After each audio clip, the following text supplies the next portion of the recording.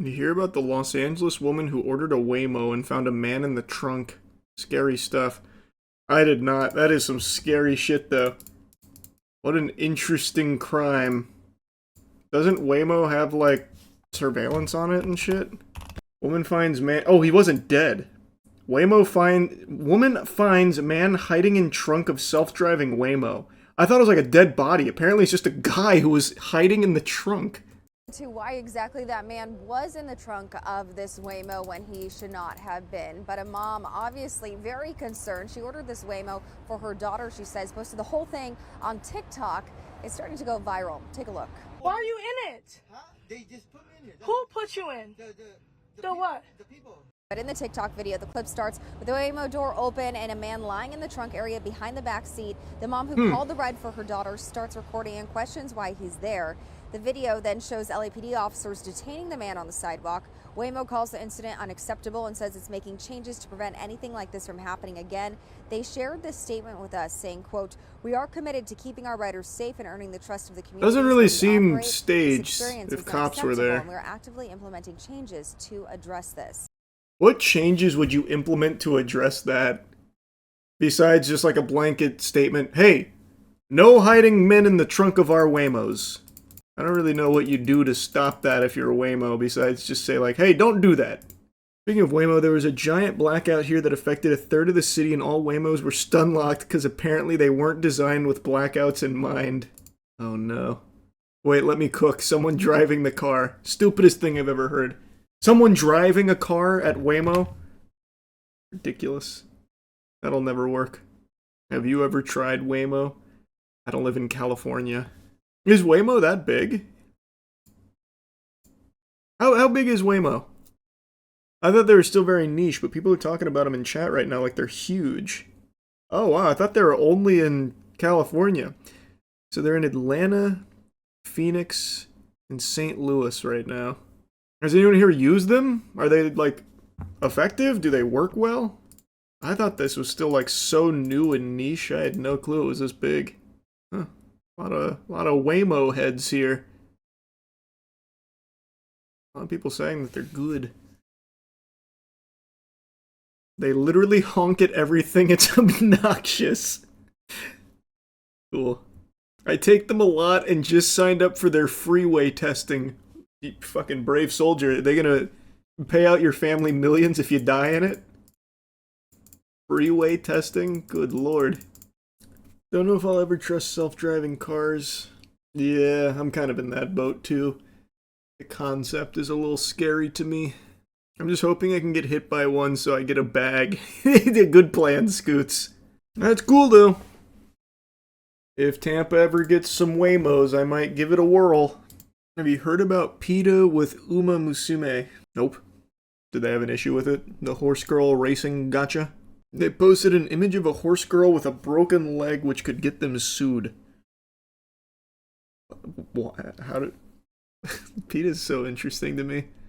That's what a fascinating campaign. The horse girl Peta tried to make a poster out of was inspired by one of the most famous and beloved racing horses in Japan, so it made a lot of Japan very, very angry. Is it the one that we learned about on stream? The one that was like competed for 30 years, never won, but like got a huge following because of the never quit, never give up attitude that it showcased throughout its career? I forgot the name of that horse. No, not that one. Ah, okay then. That was Haru Arara. Nice. Peta's was Seeley Suzuka. I don't know that racehorse, but it sounds like an unhinged psychopathic thing that Peta tried to do. I am very curious, like, Peta's position these days.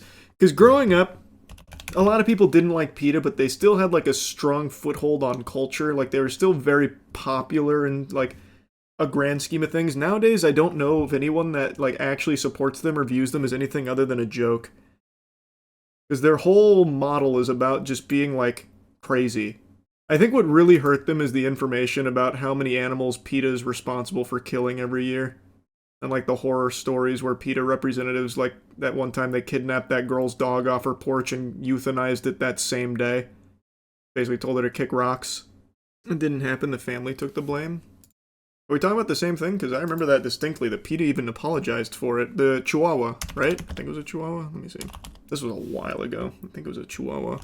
Yeah. Peta says, sorry for taking girl's pet Chihuahua and putting it down. What are you talking about? They even paid $49,000 to settle the lawsuit. You're just making some shit up. Or unless maybe you're thinking of a different time Peta might have killed a dog. They've done it so often it's hard to keep track. Why'd they even take the dog? I don't know. This was 2017. It's been a long time. I don't remember why. Oh, that's what is this why? Because I remember this. This was another big thing that was kind of a dagger in the Peta perception. Alleged Peta operated under a broad policy of euthanizing animals, including healthy ones, because it considers pet ownership to be a form of involuntary bondage. I remember that being like a big controversy. I don't remember where it stemmed from. I can't recall. I remember their Cooking Mama game. The Peta Cooking Mama game, yeah. That was popular in Let's Plays for a minute. I think I even made a video on that back in the day. They did one for Pokemon too. Pokemon Black and Bruised. They used to do that pretty often. Does Peta even have any sway on anything nowadays? I don't know. That's what I was saying a minute ago. I have no clue. The Odyssey trailer got all the internet historians calling it inaccurate. Did they release a new trailer? I had one before Avatar Fire and Ash. I'm assuming that's the trailer they released. No.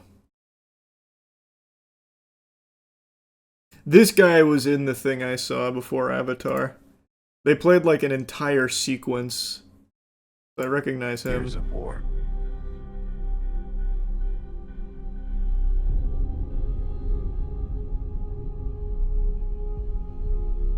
No one could stand between my men. Probably can't watch this on stream, not on YouTube.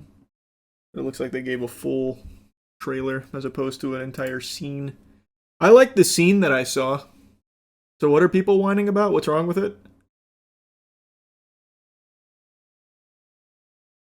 Incorrect period helmet. Oh, I couldn't give a fuck less. There's something about armor design. I like the wacky armor design. What's wrong with it? Like this guy? The guy who looks like a Destiny character? I think it's cool. It's not historically accurate. Who gives a fuck? The Odyssey's not real. Like, it shouldn't. It shouldn't be period accurate. The Odyssey's not real. Wait till they find out about the Trojan horse. When I watched that scene in Avatar, before Avatar Fire and Ash, I took a piss right after because it was so long. Literally like 30-something minutes of previews before the movie started. After that, I took a piss and I had to Google if the Trojan horse was real because I couldn't remember. It's a highly contentious topic in history whether or not the Trojan horse was legitimate or more so like a story that was passed down from back then.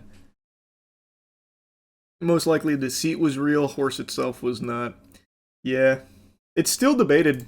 I don't think there's like a full-blown consensus on whether or not it was legitimate or more so like a metaphorical meaning, like a story about deceit. I don't think we'll ever know the full truth of if the Trojan horse was actual thing that existed. I hate how no one uses unknown actors nowadays. Really takes you out of the illusion. You know what? I don't think that's a bad take. I actually think it's a very fine take. Movies' budgets have become so bloated that they're afraid of having leads be unknown actors, so you're going to see the same actors recycled over and over. That is an actual fair take. I've got no pushback for you there. Welcome to Derry had mostly unknown actors, and that was a good show for it. But I think they were talking specifically about movies. In which case they are correct. Big names sell tickets. That they do. That they do. Really depends on the movie/role. If they're the right guy for the part, the right guy for the part. Sometimes they're not, though. That's what ruins the illusion. Yeah, I guess I can't really speak to everyone else who auditioned for it. But even still, you do see like the same actors in like Every fucking movie. Did you like the Supergirl trailer? It was fine. Just pretty standard superhero trailer. Feels like every superhero movie is, we're not your average superhero movie. Like hers being Truth, Love, and whatever. It's like, okay, I mean, not being your average superhero movie has become the average superhero movie. Which is why Superman was pretty refreshing. Jason Momoa did look great as Lobo. He did. He fit really well as Lobo. I really like Lobo as a character, so I guess we'll see what Supergirl does with him. Hopefully they don't just waste it. I still love that cover, the Lobo cover, where he's fucking riding 2 dolphins. I think he's so cool. I don't even know why I read this, and I don't know if it's real, but... Bro, my baby mama sent me a video for slurping someone up. I don't know how to feel. I don't even want her, I just feel disgusted and disrespected. That is pretty disrespectful, man. I don't know why she'd send you that. You think it was an accident?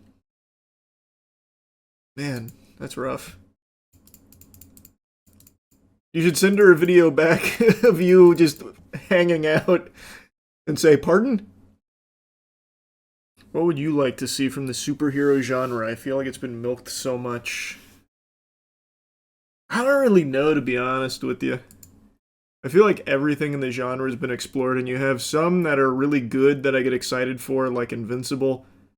And then a lot of them just keep doing the same shit over and over. I don't really know what I want out of it, though. Like, what's left for superhero genre to explore? Spawn. Spawn's an interesting idea. Now is probably the perfect time to do something big with Spawn. Do you think games will now become less config heavy with RAMs and GPUs getting giga expensive? Absolutely not. No, they're not going to do anything to try and optimize more. That costs money. You can't play it, that's your problem. What do you expect them to do about it? Put resources into making it better? You crazy? Hold on, quick text message. I'm sending a message to the local insane asylum so they can make an opening for you. But yeah, they're not going to do anything. It's still going to be Unreal 5 and like the craziest minimum specs, but you won't be able to do that. A lot of people won't. Because there's not going to be enough product for that shit anymore. Nvidia cutting production by 30 to 40%. We lost one of the 3 main RAM manufacturers, or rather, we're losing come Q1 2026. It's a disaster. Console gaming is so back. No, it's not. Consoles are going to get more expensive too. They already are. It doesn't just affect DIY home builds for your PC, brother. It's the whole anything electronic industry. As the shortages hit more and more and more. You see, console sales in November was the worst month since 1995. I did not see that, but it's not surprising. You think this will affect the Steam machine? I just don't know enough about it. They still haven't revealed a price or anything. I mean, it's going to affect everything, but if you're talking about like the initial price, I have no idea. My guess would be yes. There's a big rumor right now that the RAM shortages were the sole reason why Half-Life 3's announcements got delayed. Oh my god. The cope is the most unbelievable thing I've ever heard in my life. It all ties back to Half-Life 3.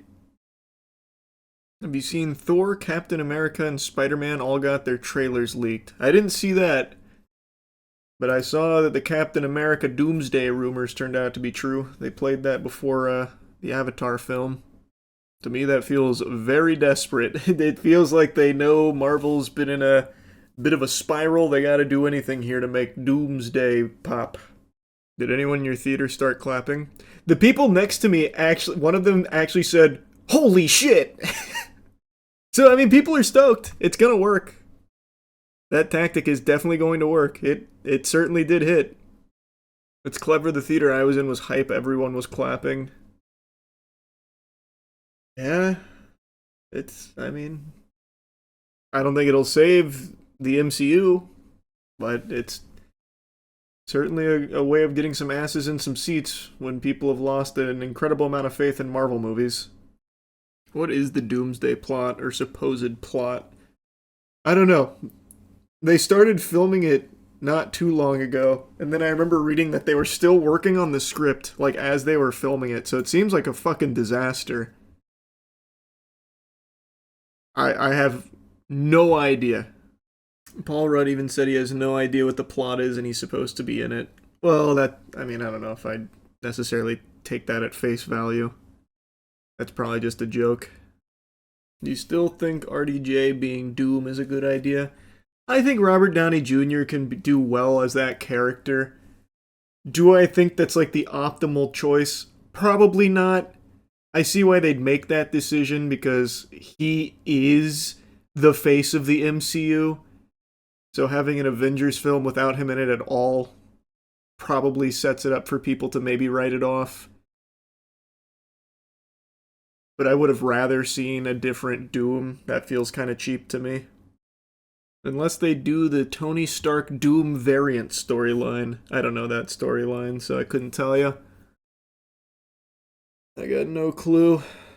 How did they work around the whole Captain America aging thing? It'll be some multiverse shit. It's all multiverse shit now. It's a shame because in the beginning I liked the idea of the multiverse. Now I fucking despise it. I cannot stand it. Which movie killed it for you? I don't even know which one I would point to as the one that really fucking killed it for me. But every single Marvel movie's just multiverse that, and multiverse this, and multiverse to explain that. And this is multiverse, by the way. And this is a variant. That's a variant. Variant. There's a multiverse where Charles loves it, though. That's true. There is a variant of Charles out there that's like, yeah, multiverse! They said multiverse! Whoopee! I enjoyed Fantastic Four. Thunderbolts was shitty, though. I didn't hate Thunderbolts or anything. I thought it was fine. But yeah, I liked Fantastic Four. But that's a movie that's not built around the multiverse. You're just looking at one of the different dimensions, different realities, as opposed to here's 50,000 things that are all multiverse. And like Deadpool and Wolverine, that whole movie is just about like, here's 50,000 things in the multiverse. We know it's stupid. Like, okay, that's fine. That was my main complaint on that movie. A lot of it's criticizing the multiverse while still actively using it, but at least it's not a movie that takes itself too seriously. It's all the other shit where it's like, multiverse, multiverse, multiverse, multiverse, multiverse. Did you forget that Kang was supposed to be the main villain? What's crazy is I did. I actually totally forgot that was supposed to be the big bad. Because in Quantum Mania, he got the knuckle sandwich of justice, and that was the end. That's the only time we saw Kang, like, fight. Holy shit, what a disaster. Can't Marvel just stick to one story for one each Marvel universe at a time? No. They've already made their bed, now they have to lie in it where everything has to be interconnected, and now they use the multiverse as the big doodad that allows everything to connect even when the writers can't figure out a way of doing it, so they can lazily just say multiverse.